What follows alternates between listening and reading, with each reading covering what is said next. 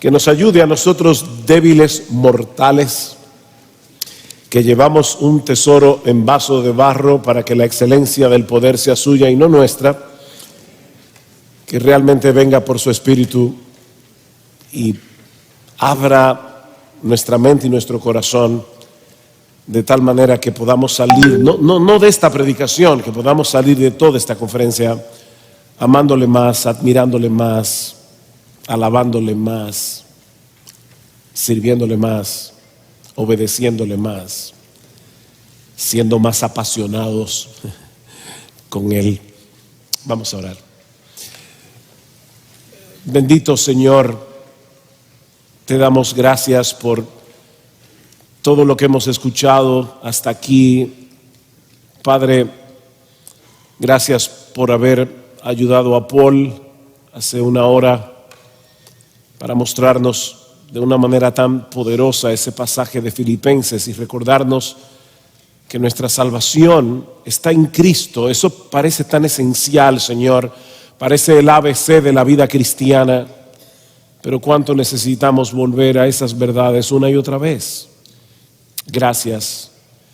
Pero ahora, Padre, nosotros estamos aquí frente a tu palabra, conscientes de nuestra propia debilidad, no solamente para predicarla desde el púlpito, sino también la debilidad de mis hermanos para escuchar con atención, recibir la palabra, implantarla en sus corazones por el poder de tu Espíritu y dar fruto. Ayúdanos, oh Señor. Ven en nuestro auxilio y glorifica a tu Hijo por la obra de tu Espíritu, porque te lo pedimos en su nombre. Amén. Les pido por favor que vayan conmigo a Mateo capítulo 7 y vamos a leer los versículos 28 al 29. Dice así la palabra del Señor. Cuando Jesús terminó estas palabras, refiriéndose obviamente al Sermón del Monte, las multitudes se admiraban de sus enseñanzas porque les enseñaba como uno que tiene autoridad y no como sus escribas. En el año 1893, reconocido predicador bautista del siglo XIX, Charles Haddon Spurgeon, James Douglas publicó una biografía de Spurgeon en la que le llamó el príncipe de los predicadores.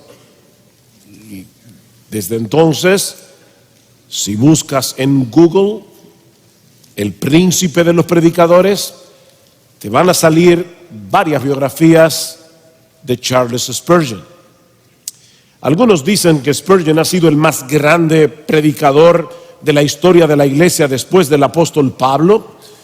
Eso quizás algunos pueden discutirlo, pero lo que es indiscutible es que él es uno de los predicadores más citados del pasado hasta el día de hoy.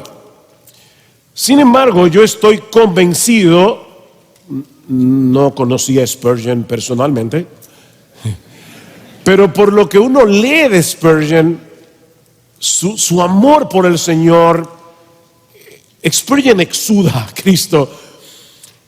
Yo puedo estar seguro de que Spurgeon habría estado completamente de acuerdo con otro ministro inglés puritano del siglo XVII, Thomas Watson, cuando afirmó que solo Jesús es el príncipe de los predicadores y que solo Él, decía Thomas Watson, puede ser considerado el mejor de los expositores.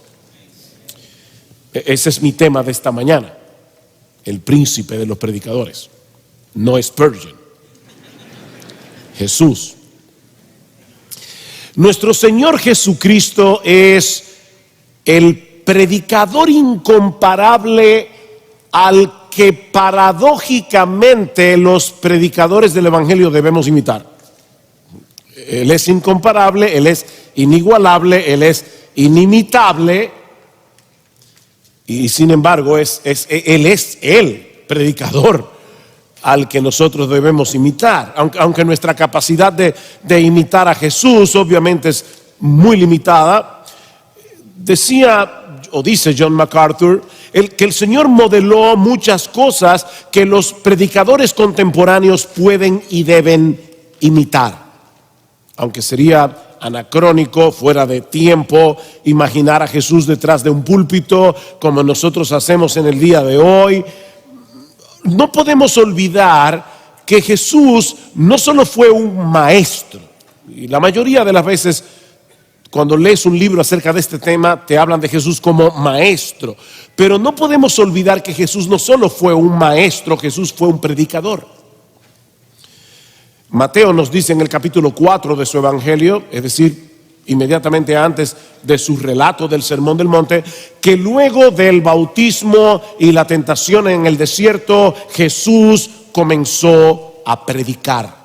Y un poco más adelante, en el versículo 23 de ese mismo capítulo, nos dice que Jesús iba por toda Galilea enseñando en sus sinagogas y proclamando, la palabra y es predicando el evangelio del reino. La palabra que se usa en ambos textos es keruso, que significa anunciar, proclamar en alta voz, como lo hacía el kerux, el heraldo de aquellos días. Jesús no solo fue un predicador, Él fue el más grande predicador que ha existido jamás. La predicación jugó un papel preponderante en el ministerio. Pasaje en el Evangelio de Marcos, cuando vemos que los discípulos quisieron ceder a la presión de la gente que buscaba a Jesús para ser sanada. ¿Y cuál fue la respuesta del Señor? No. El hombre más compasivo que ha existido, la compasión encarnada, no permitió que la presión de la gente dominara su agenda. La respuesta de Jesús fue: vamos a los pueblos vecinos para que predique también allí, porque para eso he venido. Y fue por toda Galilea predicando en sus sinagogas y expulsando demonios. La prioridad de Jesús no era sanar personas. La prioridad del ministerio de Jesús era predicar el evangelio como un heraldo, predicar la llegada del reino de Dios y llamar a los hombres a seguirlo a Él en arrepentimiento y fe. Y lo que vamos a hacer en esta mañana es considerar esta nota editorial que Mateo incluye al final de su relato del Sermón del Monte, para considerar el impacto que provocó este sermón en aquellos que lo escucharon por primera vez y cuál fue la razón de ese impacto, porque eso nos va a ayudar a entender cómo era Jesús como predicador y de qué manera nosotros, los predicadores contemporáneos, podemos imitar al predicador inimitable, al predicador incomparable.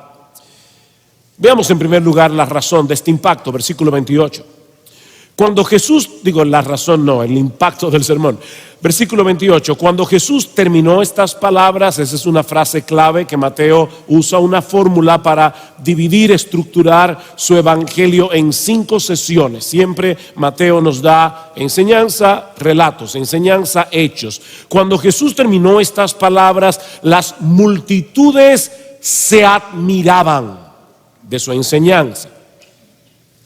Esta frase, esta palabra, significa literalmente, significa quedar estupefacto, profundamente impresionado, fuera de sí, mudo de asombro. El Nuevo Testamento amplificado lo pone de esta manera, dice que en la multitud ellos estaban atónitos y abrumados con perpleja admiración. La gente estaba muda. Y tal parece que Mateo quiere señalar el hecho de que no se trató de la impresión de un momento, porque el verbo se maravillaban está en imperfecto. Y algunos que saben un poquito de griego saben que esto indica una acción de larga duración. Ellos se admiraban. Esta es una reacción que se repetía una y otra vez durante el ministerio de Jesús. Dice en Marcos capítulo 1 versículo 21, y en un contexto completamente diferente al sermón del monte, Jesús está aquí en la sinagoga de Capernaum y dice: la gente se admiraba de su enseñanza. Y un poco más adelante, allí mismo, cuando Jesús libera a un hombre endemoniado, dice Marcos que todos se asombraron de tal manera que discutían entre sí diciendo: ¿qué es esto? ¿Ven? Una enseñanza nueva con autoridad, decían ellos.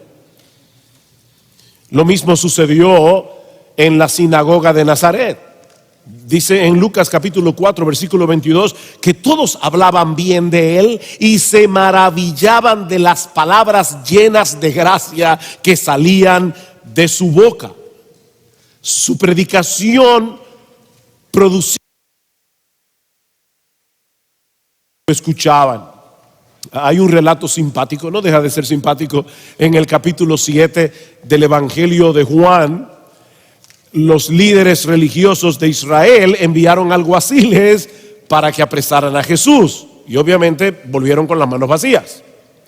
Y cuando les preguntaron por qué no lo habían traído, ellos respondieron: jamás hombre alguno ha hablado como este hombre.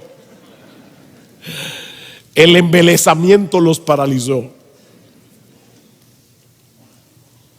Ahora, ¿qué era lo que las multitudes percibían de la predicación de Jesús que reaccionaban de ese modo? Porque tal vez tú y yo hoy leemos el Sermón del Monte y decimos: wow, sí, fue un buen sermón, pero para quedar mudo de asombro. ¿Qué era lo que había en la predicación de Jesús? Y de paso aprovecho para decir: no juzguen a los predicadores del pasado por lo que ustedes leen en sus sermones. Tal vez tú lees un sermón de Spurgeon y dices: ¿y por qué era el príncipe de los predicadores? O lees un sermón de Whitefield. Recuerden aquella vez cuando alguien le dijo a Whitefield: señor Whitefield, ¿puedo publicar sus notas en un libro? Y él dijo: muy bien, puedes publicar mis sermones, pero no vas a poder incluir los truenos y los rayos. Eso no aparece en la página impresa. Así que hoy leemos el Sermón del Monte y decimos: bien, es un tremendo sermón, es un precioso sermón, pero para quedarse mudo. ¿Por qué la gente reaccionaba así? Versículo 29. Porque les enseñaba como uno que tiene autoridad y no como sus escribas. Mateo, me llama la atención esto, como sus escribas. Pastores y predicadores, no fue su oratoria lo que los asombró. Ahí no dice quedaron mudos de asombro por la capacidad que tenía Jesús de expresarse. No eran sus ilustraciones, y mucho menos el hecho de que Jesús llenara su predicación de historias graciosas y interesantes para mantener la atención del público. No. Lo que asombraba a la gente era su autoridad. Jesús predicaba con autoridad. Y sobre todo cuando ellos comparaban a Jesús con los maestros a los que ellos estaban acostumbrados a escuchar. No olviden, hermanos, que en aquellos días había un maestro de la ley casi en cada esquina, sobre todo en las ciudades grandes como Jerusalén. Así que los judíos del primer siglo, que no tenían sermón audio, no tenían YouTube, ellos estaban acostumbrados, ellos se exponían continuamente a todo tipo de predicadores, a todo tipo de maestros. Y de repente aparece Jesús, reconocido en Nazaret como el carpintero que trabajaba en el taller de José, predicando como nunca nadie lo había hecho jamás. Podemos suponer, mis hermanos, que en esa multitud que escuchó a Jesús en el Sermón del Monte, había personas a los que Cristo les había hecho una mesa, una silla, un trabajo en su casa. Él era el carpintero. Pero ven acá, mi amor, ¿no era ese el que nosotros llamamos para que arreglara la puerta? Jesús era el carpintero, todo el mundo lo conocía, por lo menos en Nazaret. Conocían a sus hermanos y a sus hermanas. Dice en Mateo capítulo 13 versículo 54 que en la sinagoga de Nazaret otra vez la gente se maravillaba y decía: ¿dónde obtuvo esta sabiduría y estos poderes milagrosos?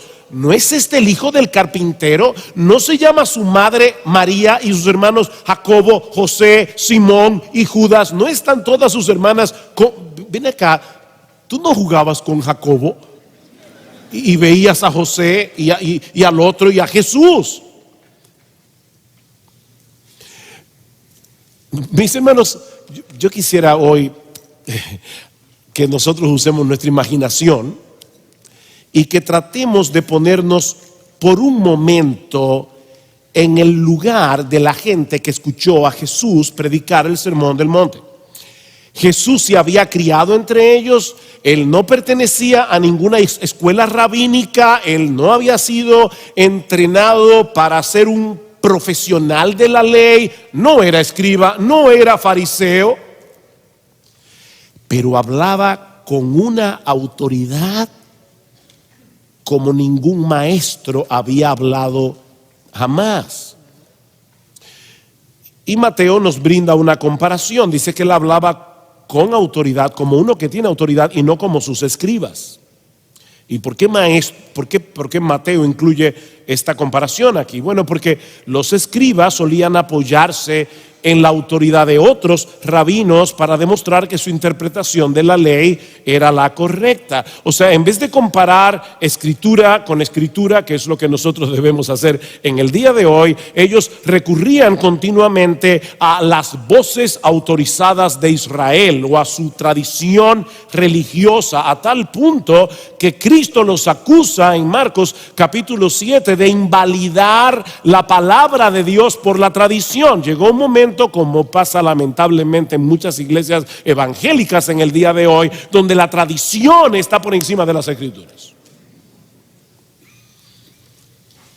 De paso, no hay nada de malo en citar a otros pastores, no hay nada de malo en citar comentaristas, autores bíblicos, siempre y cuando no pontifiquemos la enseñanza de ningún hombre. Los evangélicos no tenemos papas. No pontifiquemos la enseñanza de ningún hombre. Los cristianos solo tenemos una autoridad absoluta para saber lo que debemos creer, para saber lo que debemos hacer, y es la infalible, inerrante y todo suficiente palabra de Dios. Nada más.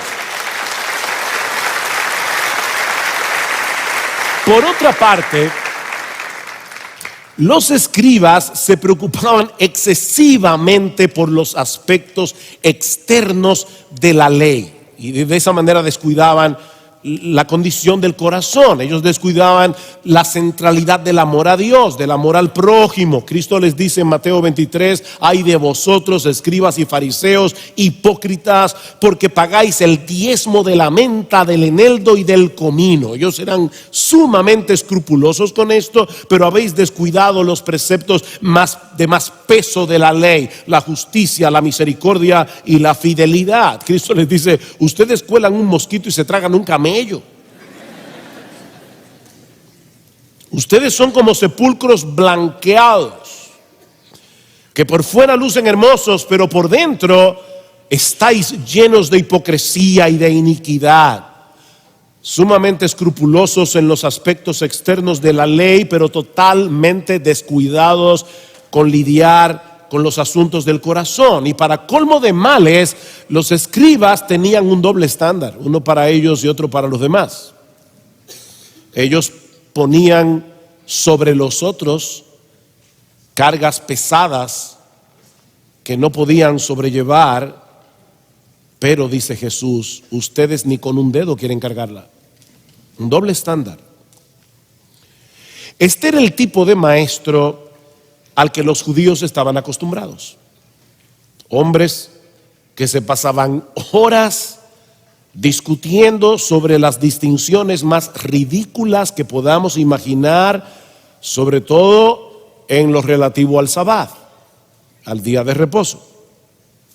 No debemos llevar carga el día de reposo. ¿Se puede usar caja de dientes? No es una broma, es porque estás cargando algo. ¿Y qué hacemos con la gallina que puso el huevo el sábado? ¿Sacrificamos la gallina o podemos comernos el huevo? ¿Deben las mujeres verse en el espejo en el día de reposo? Eso es peligroso porque pueden verse una cana y verse tentadas a arrancársela, y eso es un trabajo. Entonces, ahí comienzan, ¿verdad? El rabino tal dice esto y el rabino cual y bla, bla, bla, bla. Y de repente aparece Jesús, el carpintero de Nazaret, predicando el evangelio del reino. Y fue más que evidente para todos ellos que este predicador, este maestro, era muy diferente a los demás. Y esto por varias razones. En primer lugar, por el poder espiritual que había detrás de su predicación. A veces nosotros lamentablemente tomamos la Biblia y la leemos como si estuviera desconectada de lo anterior. Mateo va con su narrativa y nos dice en el capítulo 4 de su capítulo 3, al final, antes de la tentación en el desierto, que Jesús, al momento de su bautismo, el Espíritu Santo descendió sobre él. Jesús fue ungido con el Espíritu Santo, por el Espíritu Santo. Pastores, predicadores, nunca olvidemos esto: el Hijo de Dios encarnado, la segunda persona de la Trinidad hecha hombre, llevó a cabo su ministerio en dependencia total del Espíritu Santo. En el capítulo 4 de Lucas se nos dice que Cristo regresó a Galilea en el poder del Espíritu. Y dice, y enseñaba en sus sinagogas, en el poder del Espíritu. E inmediatamente después, Lucas narra lo que sucedió en la sinagoga de Nazaret. Dice que Jesús se levantó a leer, era su costumbre ir a la sinagoga, se le dio el libro del profeta Isaías. Ahora imaginen a los mayores que habían visto a Jesús de Nazaret desde niño, era su costumbre. Ellos decían, ay, vino Jesús, y lo veían chiquitito ahí en Nazaret. Jesús se levanta a leer y, habiendo abierto el libro, halló el lugar donde estaba escrito: el Espíritu del Señor está sobre mí, por cuanto me ha ungido para dar buenas nuevas a los pobres, me ha enviado a sanar a los quebrantados de corazón, a pregonar libertad a los cautivos, vista a los ciegos, poner en libertad a los oprimidos, a predicar el año agradable del Señor. Él está citando aquí Isaías capítulo 61 versículos 1 y 2, y enrollando el libro lo dio al ministro y se sentó, y los ojos de todos en la sinagoga estaban fijos en él. Es la misma palabra que aparece en 2 Corintios capítulo 3, cuando dice que los israelitas tenían su mirada puesta en Moisés cuando bajó del monte. Ellos estaban con sus ojos fijos en Jesús, y comenzó a decirles: hoy se ha cumplido esta escritura delante de vosotros.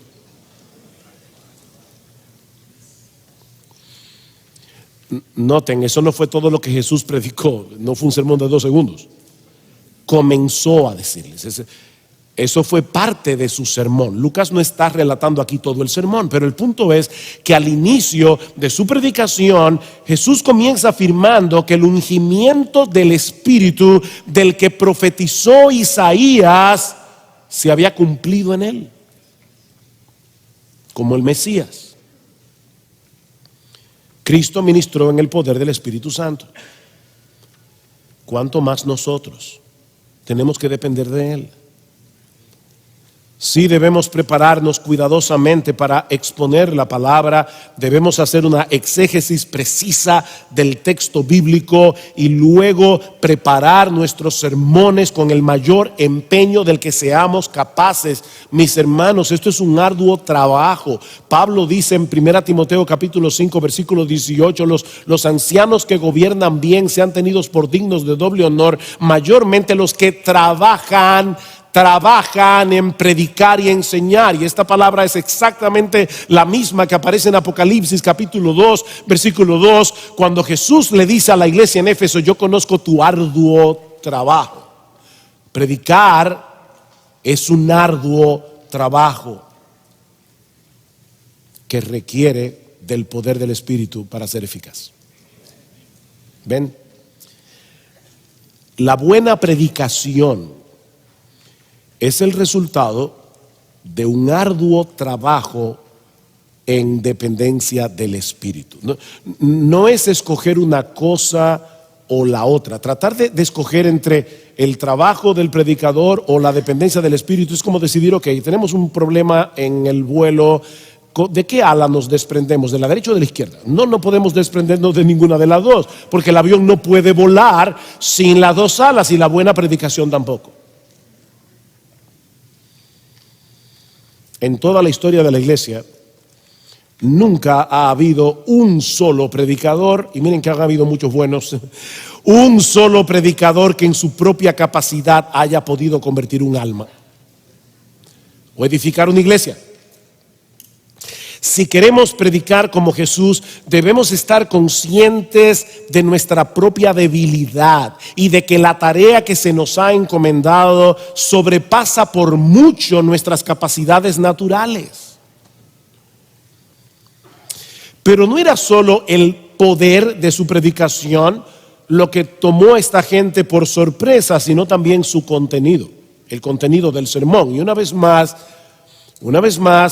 por favor, hagamos el esfuerzo de ponernos en la mente de cualquier judío del primer siglo escuchando por primera vez el Sermón del Monte. Este carpintero de Nazaret ha subido al monte, multitudes están a su alrededor y él comienza a enseñar. Pero lo más sorprendente de su enseñanza no son las elevadas normas éticas que Jesús plantea que tienen los ciudadanos del reino. Eso no fue lo más sorprendente. Lo más sorprendente de la predicación de Jesús era cómo él predicaba a Jesús. Era lo que él decía de sí mismo.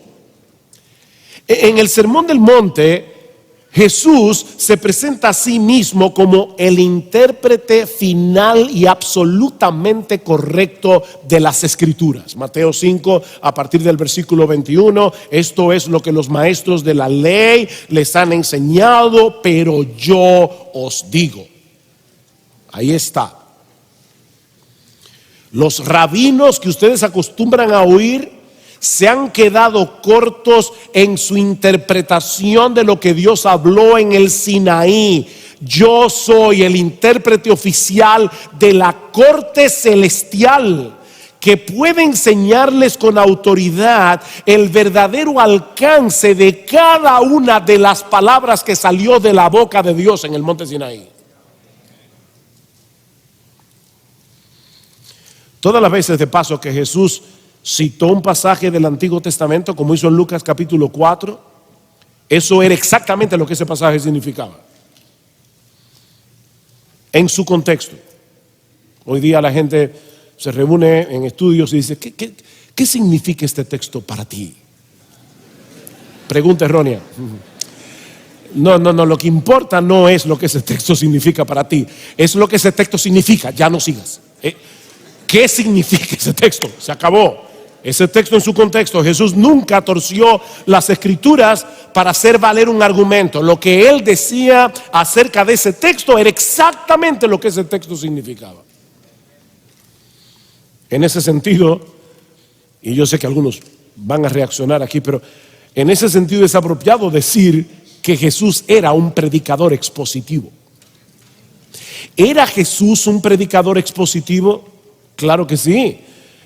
Es verdad que él nunca se paró en un púlpito y enseñó versículo a versículo un libro completo del Antiguo Testamento. Sin embargo, Jesús siempre expuso lo que el texto bíblico significaba y nada más. Porque Jesús tenía las Escrituras no sé si ni siquiera decir en muy alta estima, en toda la estima. ¿Ustedes recuerdan cuando iban los discípulos camino de Emaús y el Señor le dice: oh insensatos y tardos de corazón para creer todo lo que los profetas han dicho? Lo que a mí me llama la atención de ese texto es que casi al final de su ministerio Jesús les había dicho 3 veces: me van a arrestar, me van a golpear, me van a juzgar, me van a crucificar, voy a resucitar. Él pudo haber dicho: oh insensatos y tardos de corazón, para recordar lo que yo les dije.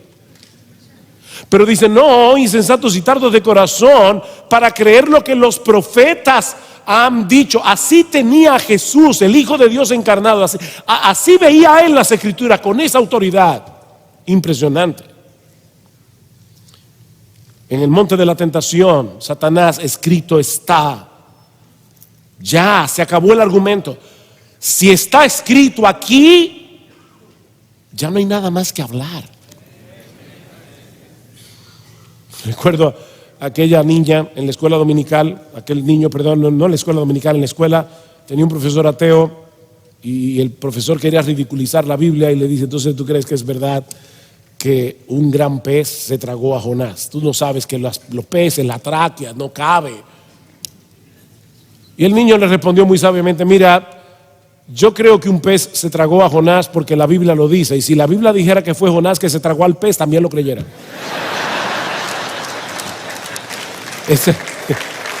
Esta es la palabra de Dios.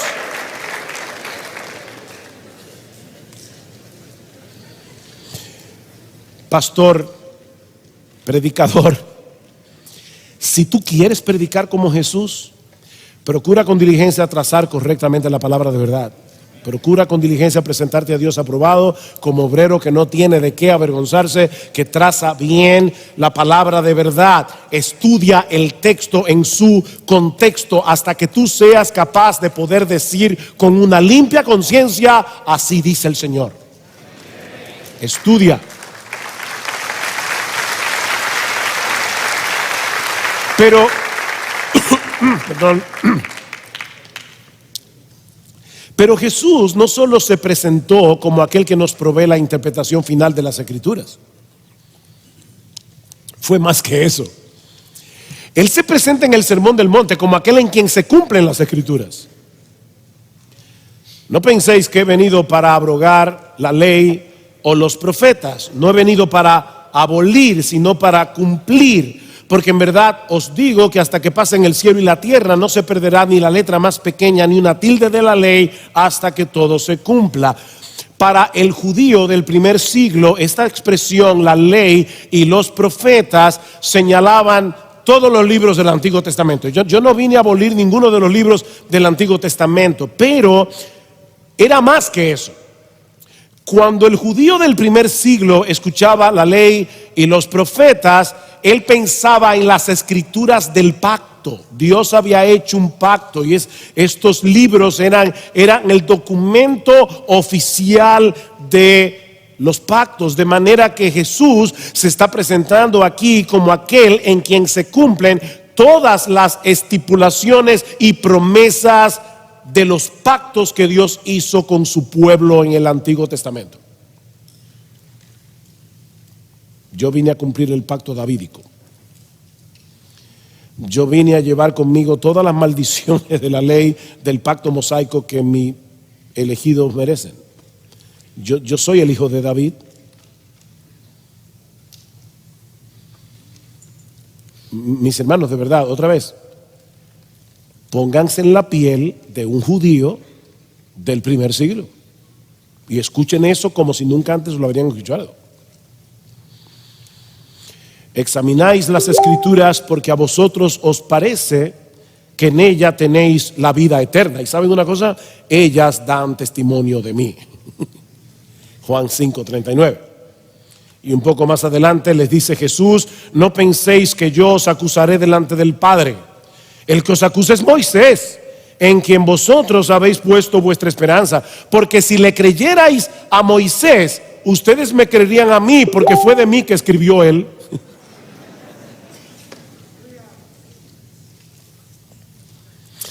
Eso sería el colmo de la arrogancia si Jesús hubiera sido un hombre común y corriente, pero él no lo dejó ahí.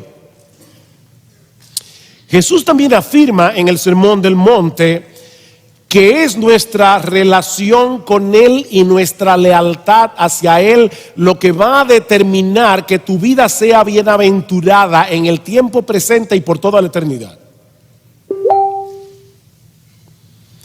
Bienaventurados sois cuando por mi causa os vituperen y os persigan y digan toda clase de mal contra vosotros mintiendo. ¿Ven? Él no dijo bienaventurados los que sufren por la verdad. Él no dijo bienaventurados los que sufren por el reino de los cielos. Él dijo los que sufren por causa de mí. Ustedes serán bienaventurados cuando tengan que sufrir insultos, reproches por su identificación conmigo. No importa el precio que tengan que pagar, porque no hay nada más importante en esta vida que conocerme a mí y tener una relación conmigo. Y si tienen que ser apedreados y martirizados, vale la pena. Yo me imagino a algunos, pero ¿qué es lo que se cree este hombre? Pero él no se quedó ahí. Gozaos y alegraos, le dice en el versículo siguiente, porque vuestro galardón es grande en el reino de los cielos. Y ahora escuchen, porque así persiguieron a los profetas que fueron antes que vosotros. ¿Por qué persiguieron a los profetas? Por su lealtad a Yahvé, a Jehová. Es por eso que John Stott dice, esta analogía con los profetas resulta impresionante. Jesús espera que sus seguidores sufran por su causa y luego asemeja la persecución de ellos con la de los profetas del Antiguo Testamento. Ahora bien, aquellos profetas sufrieron por su fidelidad a Dios, mientras que los discípulos de Jesús sufrirían por su fidelidad a Él. Mis hermanos, la implicación es bastante clara. Jesús está demandando de los suyos el mismo nivel de lealtad que solo el Dios todopoderoso, creador de los cielos y de la tierra, puede demandar de sus criaturas.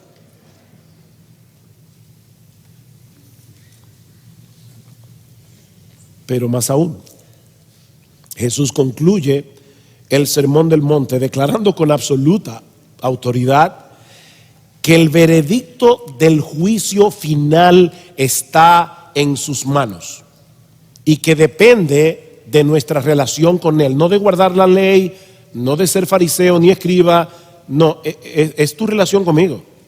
No todo el que me dice Señor, Señor, no todo el que me dice Señor, Señor entrará en el reino de los cielos, sino el que hace la voluntad de mi Padre que está en los cielos. Muchos me dirán en aquel día, yo voy a estar allí sentado como juez, ustedes se van a presentar delante de mí y muchos de ustedes van a clamar, pero Señor, Señor, no profetizamos en tu nombre y en tu nombre echamos fuera demonios y en tu nombre hicimos muchos milagros. Ustedes se dan cuenta, toda esta gente clamará tener una relación con Jesús, porque ellos ya en ese momento van a saber que lo único que importa, lo único que tiene importancia es conocer a Jesús y que Jesús te conozca a ti. Me encantó la ilustración de Paul con el ministro luterano.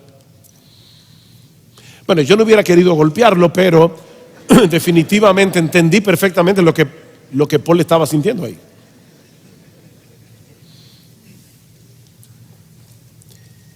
Y entonces les declararé, yo, o sea, ustedes me van a hablar a mí en el día del juicio, y entonces yo les declararé, el veredicto está en mis manos. Apartaos de mí, hacedores de maldad, yo nunca os conocí. No con un conocimiento intelectual. Jesús conoce a todos los ateos, a todos los agnósticos, a todos los impíos, pero no tiene una relación personal íntima con ellos. Eso es lo que Jesús está diciendo. Ustedes dicen Señor, Señor. El hebreo repetía el nombre para indicar proximidad. Abraham, Abraham, Samuel, Samuel, Marta, Marta. Cada vez que tú repites un nombre es yo te conozco, somos amigos. Y esta gente va a decir: Señor, Señor, ¿tú no te acuerdas los milagros y las cosas que yo hacía en la iglesia? No, tú nunca tuviste una relación conmigo. Yo nunca os conocí. Pero lo más impactante para mí personalmente de esa declaración es que Jesús está diciendo que el castigo del infierno para aquellos que no reconocen a Jesús como Señor es estar separados de Él. Ese es el castigo: apartaos de mí. ¿Quién es este hombre que está diciendo: la mayor bienaventuranza que puede tener un hombre es vivir conmigo por los siglos de los siglos, y ustedes no van a tener esa bendición? Apartaos de mí. Eso es lo más terrible.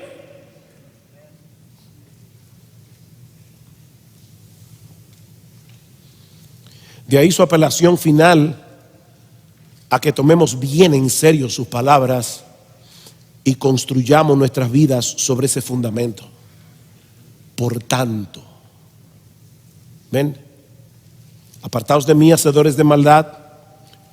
Por tanto, cualquiera que oye estas palabras mías y las pone en práctica será semejante a un hombre sabio que edificó su casa sobre la roca.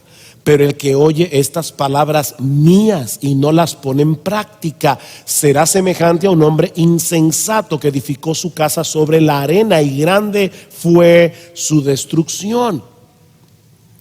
Jesús no solo fue el expositor por la excelencia de la voluntad revelada de Dios en las Escrituras, Él es la revelación final de Dios. Hebreos 1. Dios. Ustedes saben que la carta a los Hebreos es un enigma para muchos porque no sabemos quién la escribió. Todas las cartas de Pablo comienzan: Pablo, apóstol de Jesucristo por la voluntad de Dios, a los santos y fieles en Cristo Jesús que estaban en Éfeso. No te afanes por saber quién fue el autor humano de la carta a los Hebreos. El autor está ahí mismo, Dios. Ahí está ya. Pero ahora dice: Dios, habiendo hablado muchas veces y de muchas maneras a los padres por los profetas, en estos postreros días nos ha hablado por el Hijo. Él es la revelación final de Dios. Por eso es que al final de su ministerio, en Mateo capítulo 24, versículo 35, el Señor es capaz de decir: el cielo y la tierra pasarán, pero mis palabras no pasarán. Esta es una versión personalizada de Isaías 48. La palabra del Dios nuestro permanece para siempre. Y ahora Jesús dice: mis palabras también. Es una fórmula muy similar a la que aparece en Mateo 5:18. El cielo y la tierra pasarán, pero ni una jota ni una tilde pasará de la ley hasta que todo se haya cumplido. Pero ahora Jesús cambió las cosas y dice: tampoco mis palabras. Ni una jota ni una tilde de la ley, ni mis palabras tampoco, porque mis palabras son las palabras de Dios. Lo que provocó el asombro de la gente aquel día era el hecho de que Jesús predicara a Jesús en esos términos. Ese fue el choque. Eso era insólito para un judío del primer siglo. De manera, mi amado hermano, pastor, predicador, si tú quieres predicar como Jesús, y por eso me encantó, de verdad, lo digo de corazón, estaba sentado ahí con mi esposa oyendo predicar a Paul hace una hora y decía: wow, Señor, gracias, gracias, Señor, gracias. Si tú quieres predicar como Jesús, procura que al final de tu predicación la gente salga de la iglesia admirándolo a Él, no a ti. No a ti. Ya no me acuerdo quién fue que dijo, porque lo han citado y le han puesto a tanta gente que lo dijo, que ya no sé quién lo dijo, pero alguien dijo: no se puede subir al púlpito para demostrar que tú eres inteligente y que Jesús es hermoso al mismo tiempo. No se puede. Exalta a Cristo. Predica a Cristo, que la gente lo vea hermoso como Él es, Porque no nos predicamos a nosotros mismos, dice Pablo en 2 Corintios capítulo 4. No nos predicamos a nosotros mismos, sino a Jesucristo como Señor. Y nosotros solo somos sus siervos por amor a Jesús. ¿Y saben por qué nosotros predicamos a Jesús? Dice Pablo, porque Dios, que mandó que de las tinieblas resplandeciese la luz, es el que resplandeció en nuestros corazones para iluminación del conocimiento de la gloria de Dios en la faz de Jesucristo. Si nuestro evangelio está encubierto, entre los que se pierden está encubierto, en los cuales el Dios de este siglo cegó el entendimiento del evangelio para que no puedan ver la gloria de Jesús en el evangelio. Eso acaba de decir Pablo en el capítulo 4, versículos 3 y 4 de 2 Corintios, y dice ahora, pero yo predico a Jesús. Pablo, ¿y por qué tú predicas a Jesús si ya tú acabas de decir que los pecadores están ciegos? Ellos no pueden ver esa gloria, porque es a través de la predicación de la gloria de Jesús que el Espíritu Santo actúa para quitar la venda de los ojos de los pecadores. Cuando estamos predicando el evangelio y estamos exaltando a Jesús, viene el Espíritu Santo sobre aquellos que fueron elegidos por el Padre y dice, sea la luz, y de repente tú ves lo que nunca antes habías visto, que Jesús es glorioso, majestuoso, lleno de gloria.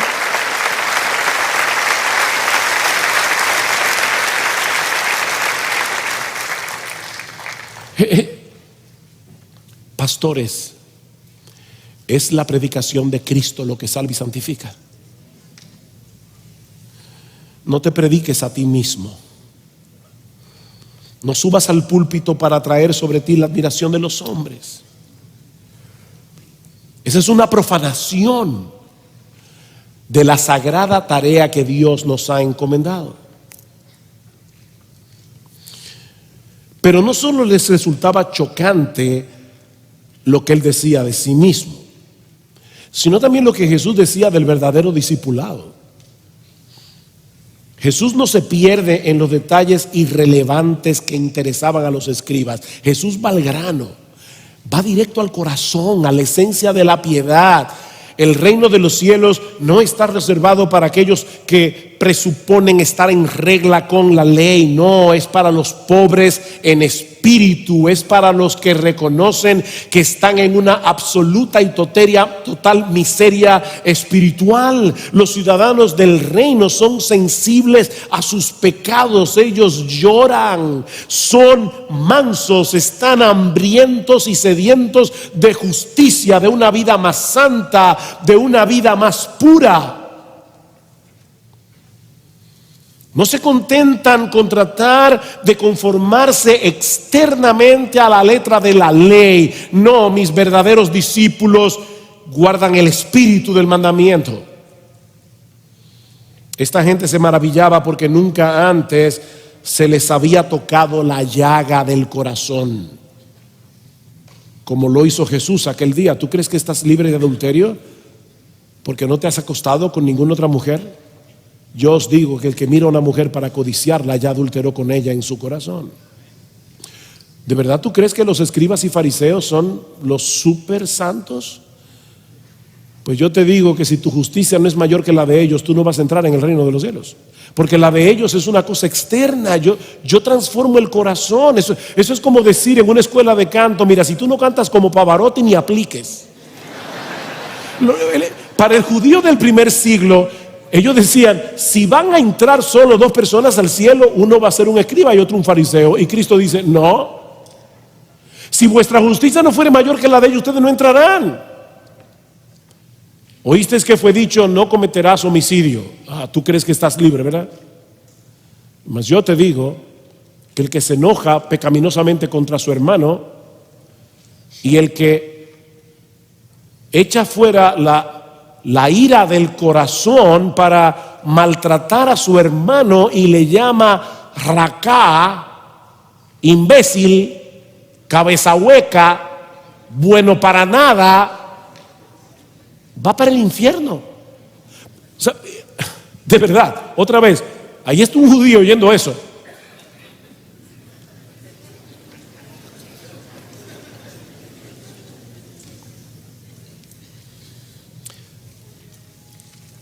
Esta gente se maravillaba porque nunca antes habían escuchado a nadie predicar con esa, como bien ha dicho alguien, inigualable y poderosa sencillez. Jesús no se perdía en términos raros.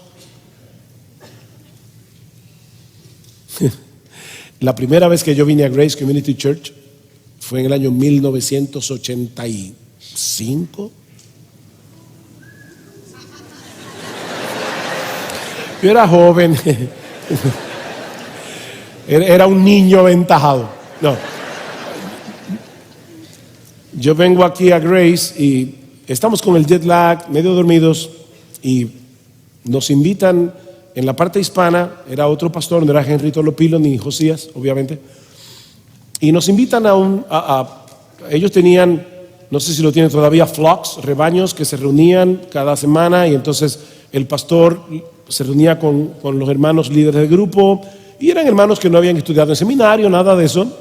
Y yo recuerdo que yo estaba allí ya con un sueño y estoy ahí sentado el día que llegamos a Los Ángeles, pero de repente uno de los hermanos le pregunta al pastor: pastor, ¿Judas hubiera podido no traicionar a Jesús? Ya eso me despertó. Pero lo que me quitó el sueño fue que de repente yo oigo la voz de un hermano, y después nos hicimos súper amigos hasta el día de hoy. Yo escucho la voz de un hermano que dice: bueno, eso depende si tú eres supralapsario o infralapsario. Al final obviamente me acerqué y le dije: tú estudias en un seminario, ¿verdad? Dice: sí. Y ya nos hicimos muy amigos, de verdad, hasta el día de hoy somos muy amigos. Pero mira, esas palabras están bonitas para decirlas en una clase de teología. No te pares en el púlpito a hablar del infralapsarianismo, porque la gente va a decir: no entendí nada, pero el tipo sabe de eso.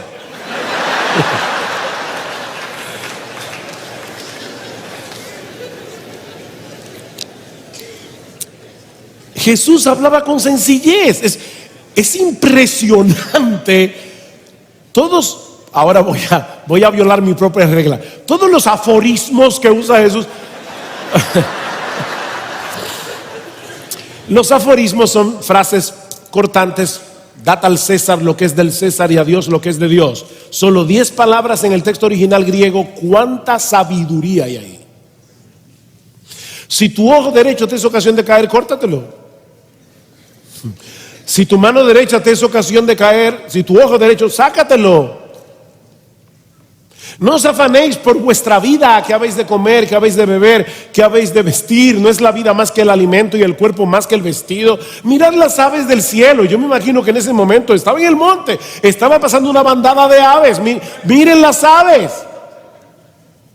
No se afanan, ellos, no hay un banco de gusanos. Porque vuestro Padre, Él no es el Padre de las aves. Él es vuestro Padre. Vuestro Padre las alimenta. Y ustedes valen más que ellas. ¡Qué sencillez! Fue la conjunción de todos estos elementos sumados al carácter moral intachable de Jesús, lo que dejó muda de asombro a las multitudes que escucharon a Jesús aquel día y durante el resto de su ministerio. Jesús fue capaz de preguntar a sus enemigos: ¿quién de vosotros me prueba que tengo pecado? Y si digo verdad, ¿por qué vosotros no me creéis? ¿Saben cuál fue la respuesta de sus enemigos? Silencio. ¿Alguno de ustedes me acusa de pecado? No. Jesús hablaba con autoridad porque tenía autoridad. La autoridad del inefable y glorioso Hijo de Dios hecho hombre. En ese sentido Él es inigualable, Él es incomparable, Él es inimitable. Pero ¿saben qué? Él le ha conferido a los hombres que Él ha llamado al ministerio una autoridad delegada.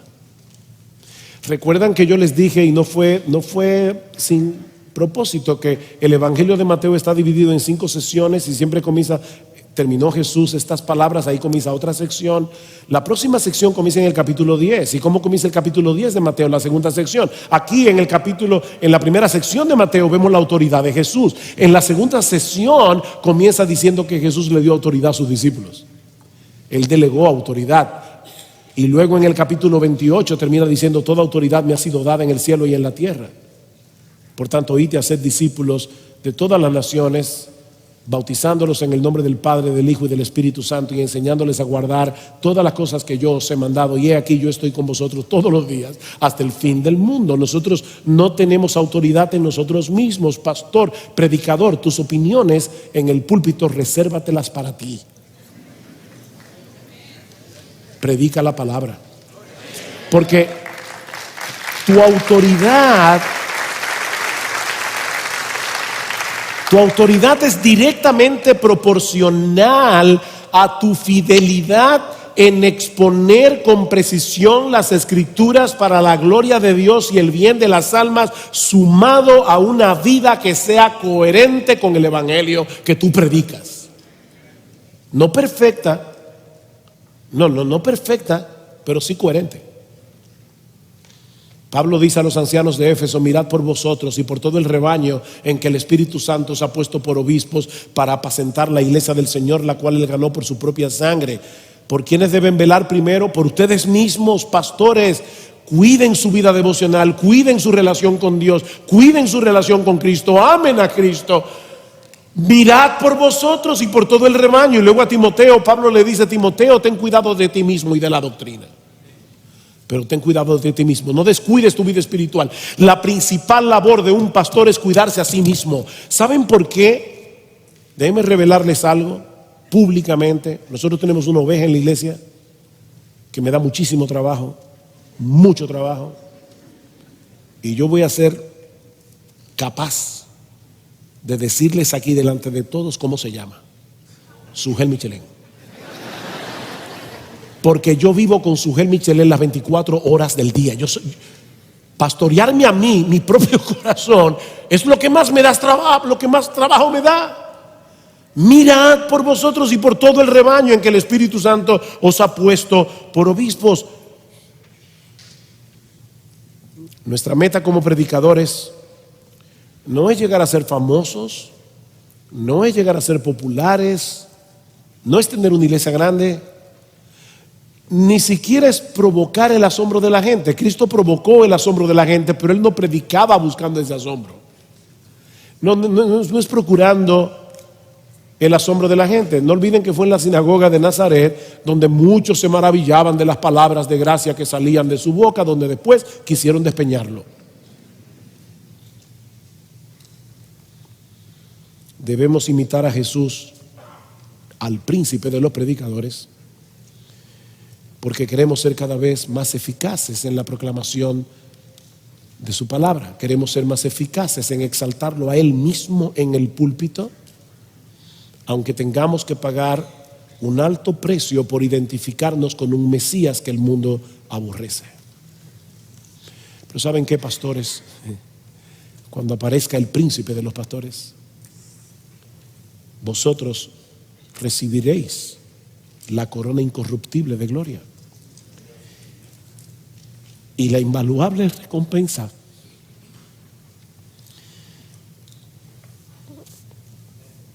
de escuchar de sus labios: bien, buen siervo y fiel.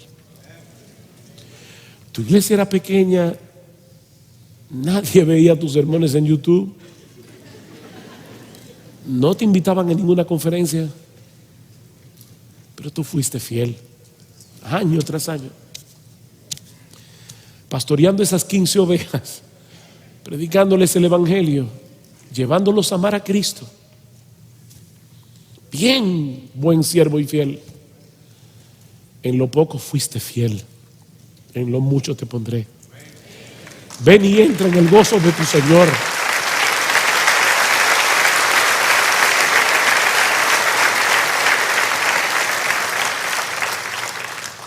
Padre,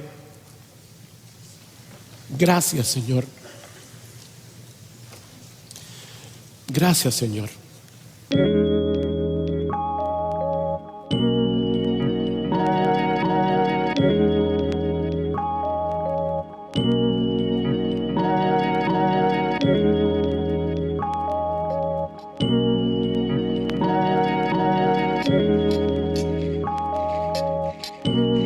Cambiad aquí vuestro dinero.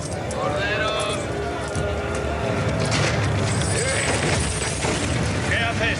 ¿Cuándo? ¡Detenedlo! ¡Detenedlo! ¡Llamad a la guardia del templo! ¿Qué está haciendo? ¡Jesús! ¡Por favor! ¡Que alguien lo detenga! ¿Acaso no está escrito? Espera. ¿Acaso no está escrito? ¡Mi casa! ¡Mi casa se llamará casa de oración! ¡Mi casa! ¡Mi casa se llamará casa de oración!